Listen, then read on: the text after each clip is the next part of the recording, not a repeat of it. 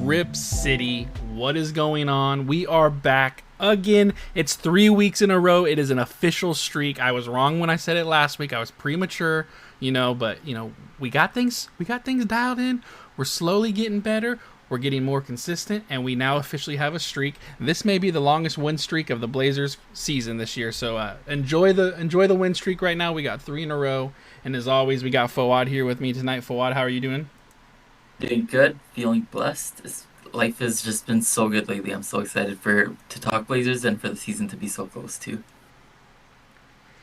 And we also have Sean tonight. Sean, how are you doing? I'm doing great. Halloween's around the corner, but it feels like Christmas. We got Blazers tipping off next week. Couldn't be more excited. You bring up Halloween, so here we're gonna talk about this. This was totally unplanned, but you just brought it up. I used to be a massive Christmas fan and loved Christmas, and I still do, but I'm going to be honest, I'm starting to convert to loving Halloween and fall and loving this time of year. You got football, you got basketball starting. I'm like, Halloween October might be the best month, and all of a sudden. So what about you guys? What's your favorite holiday? Fawad, for you, what you got? I might defer to Sean on this, but I need some time to think. I'm All right, Sean, what you got? maybe a hot take, but my favorite holiday by a mile is you got food, you got football, you got basketball going, you get 2 days off of work. Like, what more could you want? So I'm a Thanksgiving guy. I'm a Wait, glutton. hold up. Who says you get 2 days off of work? You got to talk to my bosses at PGE, man. That's how they drew it up. I'm not lucky enough to get 2 days off. Thanksgiving is very good, and like you said, you got football, you got a delicious food. I mean, these 3 months right here are pretty good. These are some good 3 months right here. Fawad, have you thought of anything?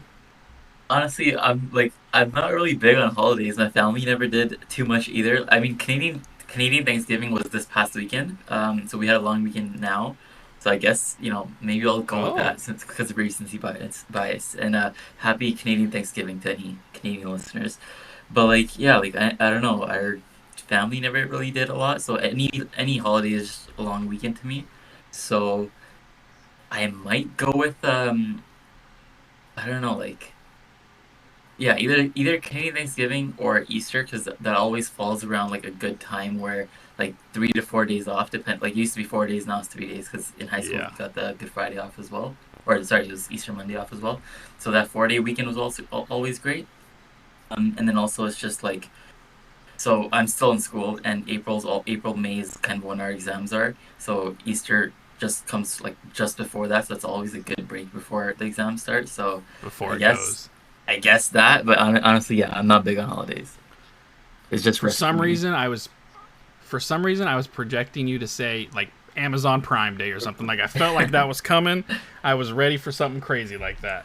Also, okay, we got sidetracked right off the bat. No, go for it. One more sidetrack. It's ironic that I said Easter, and I'm not even Christian. I'm actually Muslim, but so it's even better because I'm not busy with family on Easter. I'm just all to myself, resting. So it works out. And really quick, happy Canadian Thanksgiving to Shade and Sharp. Please get well soon. Yes. That is true. Good point. Good job. So, well, that was a sidetrack to start the podcast right off the bat. I was not ready for. Before we do these podcasts, we usually hop on and just kind of get together and talk about what we want to talk about, and holidays was definitely not one of them. So we're going to hop into this podcast here. We're about 5 minutes in and haven't even talked about Blazers basketball yet, so let's do it. We've had 2 preseason games since our last podcast came out. One in Seattle, and one, I believe, was at Sacramento. Correct me if I'm wrong, but I believe it was at Sacramento. We lost the first one to the Clippers by 2, had a chance to win it, but unfortunately couldn't pull it off, and then put a pretty good smacking on the Kings. That was I unfortunately didn't get to watch too much of that game, but from what I have heard and seen, it was a pretty good game. So let's start off with the Clippers and the Trailblazers. We lost by 2, 101-99. It was a rough game for Scoot. Not necessarily what you wanted to see. We were all excited to see what he could do and what he kind of did. What he the progress he had made through the offseason, and that first game definitely did not make you feel good about anything. Granted, it's the first game of the preseason. Don't look too much into it. But still, there definitely was some things that you definitely saw some of the same stuff from last year, and I would not blame people for not feeling good about that. So my very first question for you, Sean, is if you watched the first game, what was your thoughts, your opinions? How'd you feel? Yeah, similar to what you said, it's the preseason, so couldn't care less about the result. Honestly, some of the season will probably feel like that, but I'm keeping my eye on the young guys. And first preseason game of the year, the biggest thing to see is who looks like they've made an immediate jump. And if you're taking the first game in a vacuum, Scoot looked problematic, looked like he regressed. And thankfully, we have a bigger sample size, so we could feel a little bit better about that with the second game. But he definitely struggled. I mean, just reading off his stat line, he went 13 and 3 with 7 turnovers, poor efficiency, and looked a little out of control and lost. Like he wasn't maybe processing the game as well as we would have liked to see out of a second year player. Um, but again, just like we are on the pod, these guys are shaking off the rust. And so we saw some competitive basketball. Certainly disappointed with Scoot's performance, but overall, things could have been worse for sure. Yeah, and there was a couple times Scoot did things where you were like, okay, yeah, we like to see that. There was a couple times he was aggressive and went to the basket. I'm still waiting to see him finish with his left hand. I mean, I don't know if I even saw that in the little bit of what I watched in the second game, but Scoot has the explosiveness. We all expect good things from him. And like you said, it's the first game. Don't take too much into it. And the second game, there was a clear difference. He played much better in the second game. Fouad, did you watch any of that first game? Unfortunately, I didn't. I was so excited for it too. But that day it was a Friday. And I'm gonna quick sidetrack. So basically, as you guys know, I'm in med school. The way our school works is every roughly 2 weeks we have an exam on like the last 2 weeks. So Friday morning was our exam, and I was like, okay, I'm gonna be free from everything Friday night. Like I have nothing on my schedule. I'm just gonna watch the Blazers game. But I was so behind on studying that I ended up pulling in an all-nighter right before the exam. So I was up for like 24 hours, and then right after the exam, some of my friends wanted to go play tennis. So I went to go play tennis. So by the time I got home, I just crashed. Like I was out for like literally like 14 hours, so I missed the game. Um, so yeah, I was really bummed out that I wasn't able to watch it. What I did see was someone on Reddit posted clips of all of Scoot's turnovers and all of Scoot's shot attempts. So I got to see a little bit of Scoot, which is what I was mainly watching for anyways. And my main takeaway from those clips was I thought his decision making was still not great. I saw a lot of his shot attempts, his shot selection was pretty poor. It was like, shots that maybe Dane could take, but it's not something that Scoot should be taking. And then also his turnovers. A lot of them, like I could see the vision, like he saw someone who was open, but it was like either too risky of a pass or maybe he just didn't make the best pass, and that led to a lot of turnovers and pass breaks for the other team. So I was a little bit disappointed after seeing that, but again, as Sean mentioned, the second game was a little bit better, so that kind of cooled me down a little bit. Yeah, and I think the two bright spots from the first game were we got to see our big man, we got to see our rookie come in, hit a three right off the bat. I don't think many of us were expecting his first shot attempt to be a three-pointer, but it was, and he nailed it. He grabbed a couple offensive rebounds. He actually, I think that game he only had one offensive rebound. I might be thinking of the second game where he had a couple more. But he did fairly well in that first game. He definitely, if he can hit a three semi-consistently, that helps. It's kind of the same thing we said with Nurk. If Nurk could not consistently, but be semi-consistent with it, you have to kind of respect him.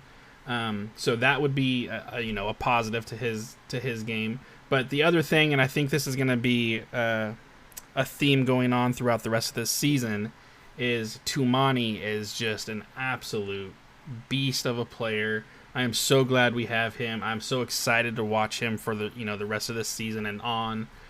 He had a pretty good game for us against the Clippers. Sometimes I get these I feel like sometimes I'm watching Batum at points. For some reason the way he plays sometimes I'm it reminds me a little bit of Batum. The second game was even better for Toumani. So let's hop into the second game real quick, unless you guys have anything else you want to talk about that first game. Oh. The second game was against the Kings. Like I said, we won 105-85. Scoot definitely had a better game. He may still not have shot great. He was 5 of 13, but he definitely did not have the turnover issue. The decision making was a little bit better. From the clips that I saw online and from the little bit I saw when I was watching, he was making good decisions, making good passes. I think he finished with 7 assists. I just pulled it up. So 7 assists. I mean, that 17 points, 7 assists, 4 rebounds, 2 steals. Yes, it's preseason, but still, that is a solid stat line for him. Like I mentioned, Toumani was very good again, very efficient. Fawad, you watched the second game, I remember you saying. What were your thoughts on that second game? Second game, sorry, can you just give me 1 second? Something just came up. Sure. Yep, you're good. Sean, we'll go to Sean first. Sean, what do you think? Yeah, absolutely. I saw a lot of the same stuff you saw regarding Scoot. He looked a little bit more in control. He looked like the game was a little bit slower than slowed down for him a little bit compared to the first game. He seemed like he was making the right decision, more forcing things like he was in the first game. And so I was really pumped to see it. I mean, he shot 38%, which obviously isn't ideal, but that's a Scoot game I can absolutely live with and we can build on. So I feel really good about it. In addition, you saw a lot of good things throughout the squad. I thought Klingin played really well. He had a double-double in just 18 minutes, couple blocks. And with him, kind of the key point I was looking for was something he's brought up himself multiple times. We saw it in college, but he really struggled with his conditioning. And he looked like he was getting up and down the floor well. He was finishing plays, getting back on defense. And I think I've seen enough to believe that he'll be, at worst, a solid rotational big. I'm certainly not crowning him as, an all-star or anything yet, but he's definitely an NBA player and make a impact at the rim, both on offense and defense, and he's a little bit more skilled than people give him credit for. The jumper looks better than we expected. The passing is maybe one of the strongest points of his game besides the shot blocking, and so I was really encouraged by what we saw out of the young guys. And then just, in addition with Toumani, he, over everyone on the team, I think, has looked like he's taken the biggest jump. His ball handling's improved. I mean, he's been ultra efficient through both games. I believe he has 32 points on 14 shots if you combine the two, which is incredible. We will take that all year happily. And he's getting kind of my way of judging some of these two-way wings. I want to see him get a steal, a block, and a three-pointer, average that for the year. And he's been, pretty well tracking. No blocks in the second game, but playing good defense. And so I'm really encouraged by the Kings game, and hoping we can see that version of the Blazers more than see the version that showed up against the Clippers. Yeah, and something with Toumani is, the second game, the box score may not look as great. He only scored 13 points. He only shot 5 times. He had 1 rebound, 1 assist, 2 steals, like you mentioned. But the impact he has on the game is more than just what the stats show. He affects the game much more than what the stats show. The same as Robert Covington with all those tip passes and all the praise he got for being able to throw his hands into the passing lanes and get tip passes. I mean, I remember hearing about that constantly. Those things don't show up on the stat sheet, but that is definitely something that affects a game and causes issues with the other team. So Toumani, even though in the second game didn't look like his stats jump off the page. It was still a very, very good game for him. One other thing before I throw it to Fawad, if he's here, we also had our first Denny game. We got to see a little bit of Denny. Unfortunately, when I watched it, I didn't get to see any of him. He wasn't in when I watched, so it doesn't look like he necessarily had the greatest game, but he was a plus 15 in the plus minus, so he definitely was making an impact on both sides of the ball. Fawad, are you here? Yeah, I'm good. Sorry about that. Yep, you're good. Go for it. How'd you feel about that second game? Second game was fun, man. We won by 20, and we were pretty much winning. I think the first half was a little bit close, but the second half we were pretty much blowing them out the whole time.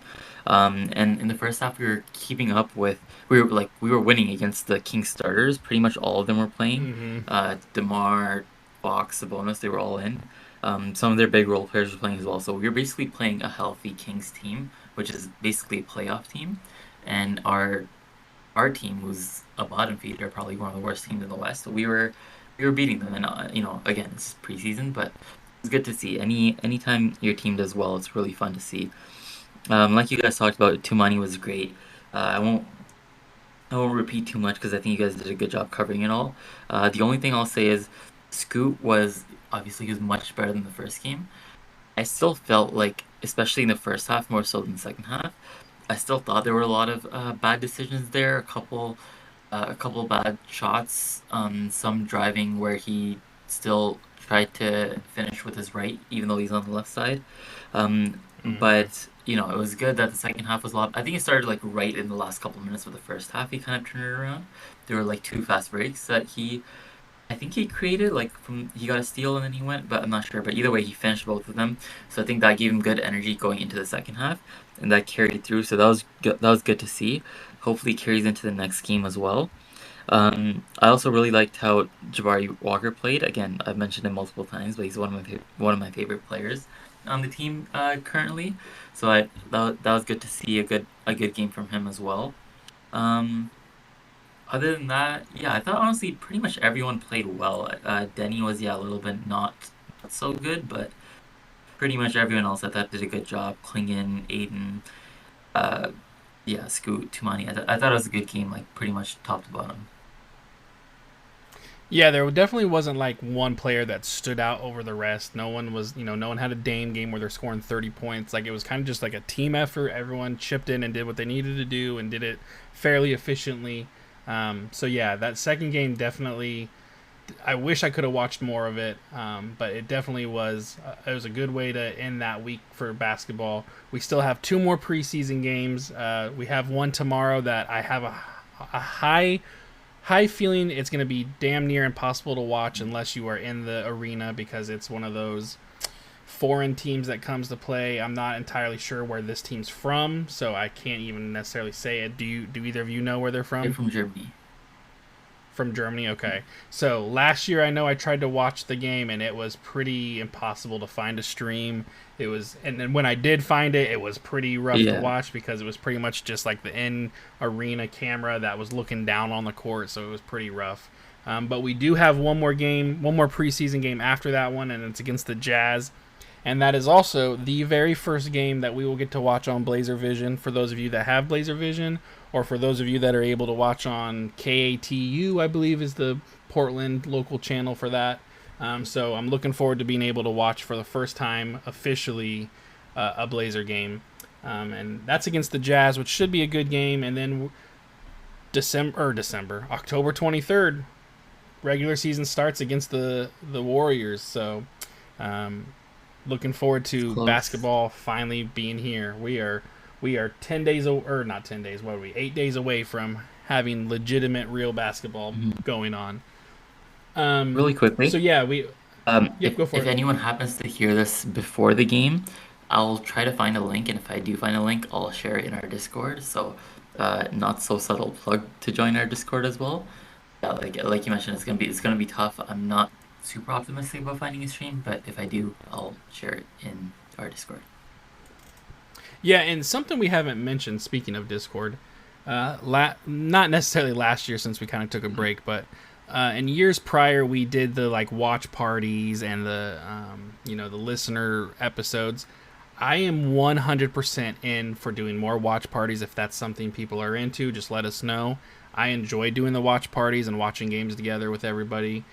So if that's something that there is interest in, I still am 100% down for that. But one of the things we wanted to talk about on this podcast was Toumani.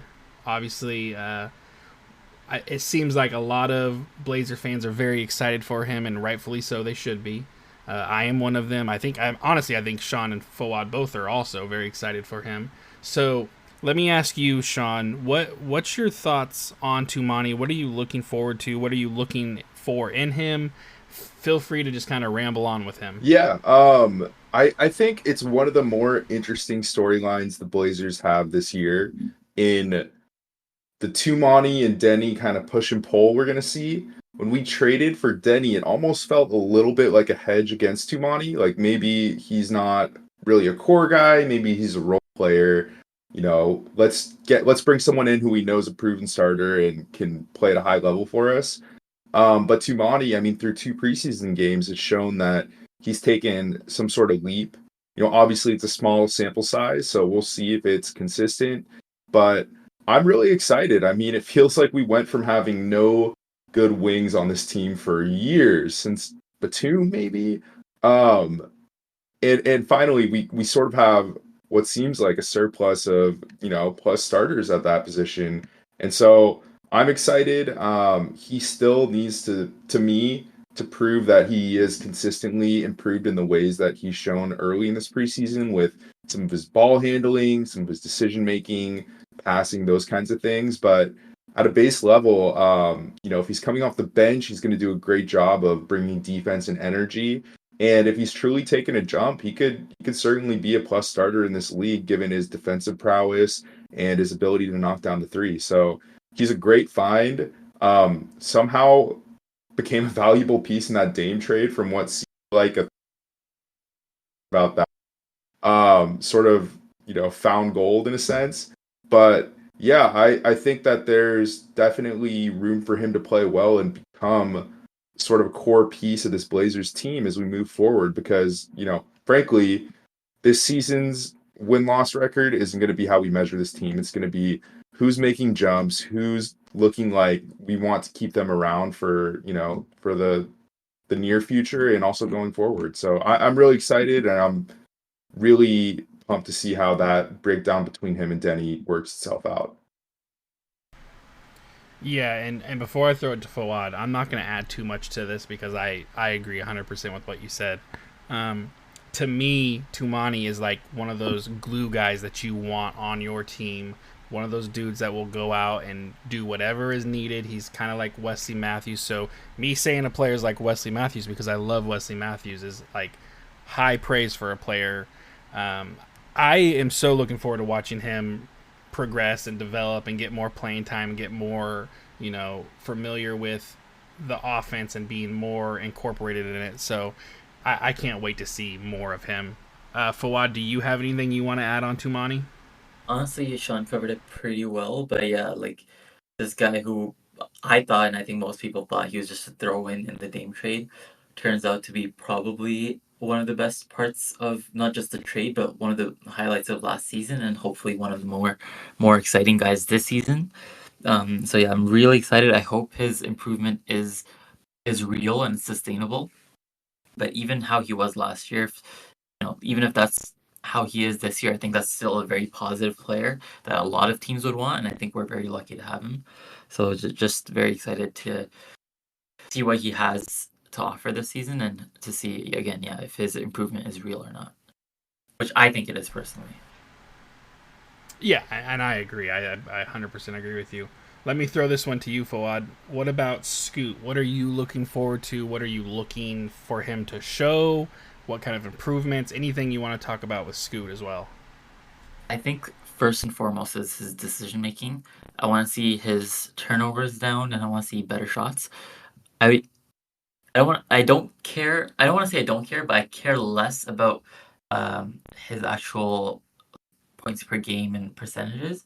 As long as I see, at least at the start of the season, let's say like the first 10 games, what I want to see from him is more cut those turnovers down, take good shots, even if those good shots aren't falling necessarily at the start of the season. I want to see that, not just shooting step backs, pull up threes, because that's not something he's proven he can do at this stage. So as long as he's driving in, finding the open man, taking like just playing better and playing smarter and more controlled and composed, I think that's what I want to see from him. Um, and then later on in the season, hopefully, if he's taking good shots, hopefully they start falling as well. But yeah, at the start of the season, I think I just want to see him taking those good shots, and then we'll worry about making them later. And I 100% agree with you. I think some people think, he had all this hype when we drafted him. We have to replace Dame, so this guy needs to come in and be scoring 25 points a game and be, highly effective offensively, shooting and scoring. We don't necessarily... I don't think Scoot has to be that. I mean, if you guys disagree, that is totally fine, but there's no need for Scoot to have to shoot 20 times a game and score 27, 28 points. If he can be somewhere around 15, 16 points a game with 7, 8 assists, I am so happy with that. Like, the biggest issue I have with him is that and it's probably just because he's young, but the turnovers, I mean, that really costs you. And when you're trying to build a team, you got to know what this point guard can do. You got to be able to trust him with the ball, that he's not going to be making these passes or, turning these balls over. So I think some people have it in their mind that he's got to be scoring 26 points a game. And like Fawad said, we shouldn't expect that. If he were to do that, that's great. And that's a massive bonus. But I don't necessarily think we drafted Scoot because we think he's going to be scoring 30 points a game. I mean, I could very well be wrong. Maybe that's what they thought, but when we took him, that wasn't my first thought. Was, oh man, he's going to be lighting up the scoreboard. So Sean, what about you? What's your thoughts on Scoot? Yeah, it's a complicated situation. The Dame thing, I think, was probably pretty bad for his career. I mean, expectations went through the roof. I mean, Joe Cronin called him generational, can't miss prospect, and he struggled. There's no way around that. But I've been watching basketball long enough that I've seen a lot of real careers get derailed because of high draft status and unrealistic expectations, and they don't meet them, and fan base is impatient, and things kind of wash out. And so with the fans, I'm going to preach patience. With Scoot, I'd like to see more than anything. Obviously on the court, Fawad covered a great deal of it, and I think he did a good job. So I just agree with all that. But additionally, I'd like to see him take some sort of leadership role in this locker room, or at least be a little bit more outspoken, or someone that we can kind of rally behind in some sort of way. Right now, every team sort of needs that guy who's going to put people together. You can look for a late shot can kind of create on their own, and I don't know that we have that guy yet. Scoot is the easiest answer to that question, I think. You have guys like JG and Ayton, maybe have the skill but not the temperament, and Scoot came in with such confidence in this league. I mean, he said he should be drafted over Wemby, and I want to see that return. I want to see him come out confident, playing hard, and being someone that our team can kind of rally behind. And, it's going to be a tough season, wins and loss-wise, but if we can get on the same page at the locker room, I think that's going to reap some benefits in the next, few years. I'm going to say this about Scoot. And this could just be me wanting to see something from him, and this very well I could change my mind by tomorrow on this. But for all you WWE fans that are out there, I want to see some, what was it that John Cena was, when he first came out, the ruthless aggression or something like that. I just want to see him just attack the basket. Like, do not try to finesse the ball. Do not try to do your step backs. I just want you to attack. I want you to be like Westbrook and just attack the basket. Hope to God a left hand gets developed, because I still have never seen him finish with his left hand. But I want to see aggressive Scoot and see what happens. We all know he's not the greatest shooter. Attack the basket. create for your team by attacking the basket, drawing the defense in. If you can become a finisher at the rim, that's only going to create more eyes on you as you're attacking. I mean, he's shifty enough, he's fast enough, he's definitely long enough. He's got like a 7-foot wingspan with his arms. He can jump out the gym. So attacking the basket is like, to me, that's where I want to see. I want to see him just be ruthless and just does not matter who's at the basket. I'm going in just like Westbrook would do. And I know I talked about it in the last podcast. You know, some people said that's what his game is like. I haven't really seen it, and I want to see it. I just want to see him just absolutely demolish the rim, even if he's not dunking, just getting up at the rim, finishing, drawing fouls, creating havoc. To me, that's what I want to see from Scoot. Sorry, I got all fired up here. I agree with you 100%. I love it. But yeah, I mean, Scoot, the last 3 games, I pulled up the last 3 games from last year. I mean, he had, against the Pelicans, he had 15 assists, 19 points. He didn't shoot great. He shot 39%. But then he had 12 assists and 18 points the next game against the Warriors. And then the last game of the year, he had 30 points and 7 assists. So it's like, we know he can score. We know he can attack the basket. We know he can, create passes and get assists. I want him to just put it all together. I want it to be consistent. And I am totally fine with 15, 19 points, 7, 8, 9 assists. Like, to me, that is a perfect game for Scoot.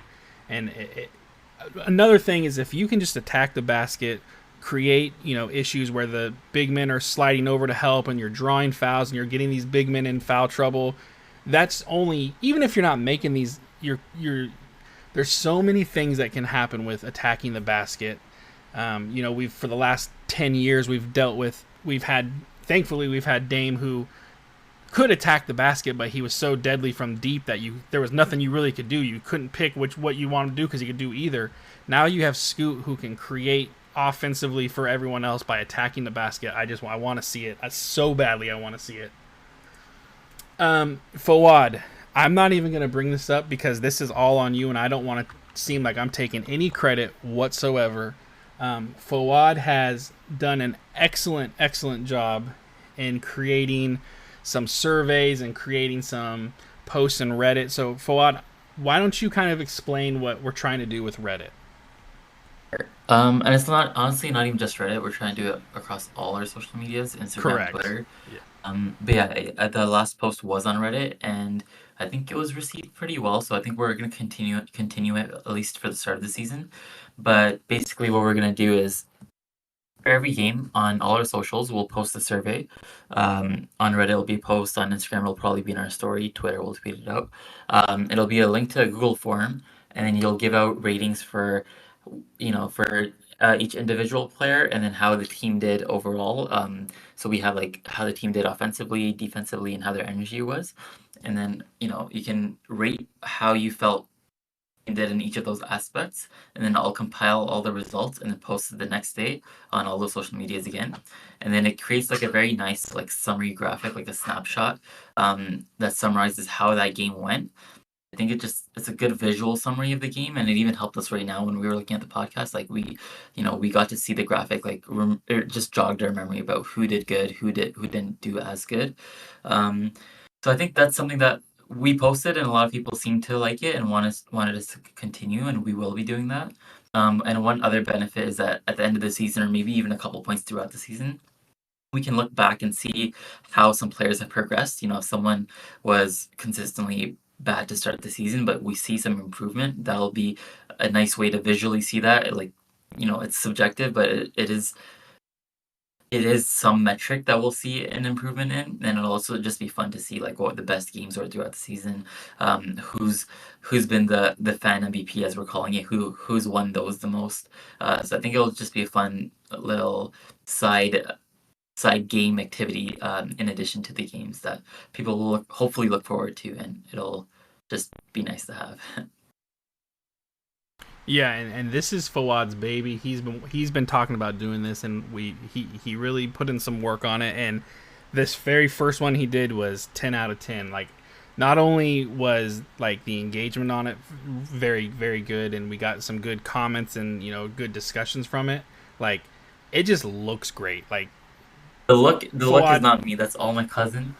Shout out to him. Thank you. He's just like graphically, he's just so good. He pays so much attention to the little details. And he made all of our graphics for us, the templates, and I think he did like an amazing job. So I'm really grateful to him. I can't take any credit for that whatsoever. That's like 99.99% him. Yes, it is. It is beautiful. He did an Honestly, excellent 100%. job. I don't know He why. even kind I don't of. know why I said 99.99. Like I had zero part of I that. mean, It just came out. you brought the idea to him, so I you get guess. 0.01. Sure. Yeah, no, he did an excellent job. Thank you so much for doing that. I mean, the graphics are unbelievable. The templates that he's given us to use are unbelievable. Like, I'm so excited to use them. I know Fawad's excited to use them, and I hope you guys enjoy them because I do think they're very enjoyable to look at. To even if you don't necessarily want to vote on it, just to read it and look and see what they say and see what other people are thinking it's fun. It's fun to see that, and the comments that we got on it and kind of sparked more discussions on things, and I'm really looking forward to seeing more of those. So thank you, Fawad. That was a great idea, and I'm so glad you're pioneering that. Yep, awesome job. Also, So shout before out. we wrap this podcast, I also can't take full credit for the idea because someone actually used to do it on the Rip City Reddit like 4 years ago. I don't know why they stopped, but I really enjoyed when they did it. So I was like, actually last year is when I thought about this. I was like, someone should bring it back. And I was like, oh wait, why don't we bring it back? So then this season I was like, okay, let's take some initiative. I'm glad you thought that. I'm glad you did. So before we wrap the podcast up, there's a couple. We're gonna do 1A, 1A, 1B kind of thing. We want to wrap up here. What I'm gonna start with you, Fawad. What do you think the starting lineup should be to start the season? What would you like to see? And this is including Sharp not being able to play right now, so we understand that. What would be your starting lineup to start the season? And then also, what are you looking forward to just in the first month? Okay, so starting lineup. Start with the easy ones. Ant is going to start Anthony Simons. Whether he should be at the 1 or the 2, I think I'll put him at the 1 because I think he has grown a lot in playmaking. And I think we also have more flexibility at the 2. So that's an easy one. Jeremy Grant, I think some people might disagree about whether he should, but I think he definitely will start at the 4 and will start at the 5. I think those are the 3 easy spots. Then the 2 and the 3 is where I think it's a little bit more up to debate. Most people do expect Denny to start. If I'm saying what my prediction is for who will, I think I'd also say Denny, but personally, I think Toumani should probably start over Denny, and I think Denny should lead the bench unit as like a point forward type role. But yeah, I would like to see Toumani start at the 3, and then at the 2. I think almost everyone's probably gonna say Scoot. I don't know how I feel about that. I think I'd rather maybe he shares the bench, leading the bench role with Denny, and he has a little bit more role there. Whereas he might just be Ant's sidekick, or like might not have the ball as much to be effective if he's starting. I also think him and Ant as a backcourt defensively is probably not the best, which not necessarily a huge deal. We're going to be bad regardless, but they might just fit a little bit better with Scoot on the bench. So I'll bench Scoot, and then I'll say my starting 2. Give me like 1 second. I think I might slide Toumani to the 2, and then maybe start Denny at the 3. Actually, I think I actually like that. It might be a little bit big, but maybe that's good. So yeah, I'll go with I'll go Ant at the 1. Toumani, Denny, Jeremy Grant, and Aiden. I think I like that lineup. Maybe not the most shooting, but I think I like it. And what are you looking forward to for the first month of the season? What am I looking forward to? I think what we talked about, seeing Scoot and Toumani's improvement is for sure one. I also want to see, I think we talked about this last episode, or maybe it was our first one. I want to see the effort and the hustle, like the energy. I want that to be there.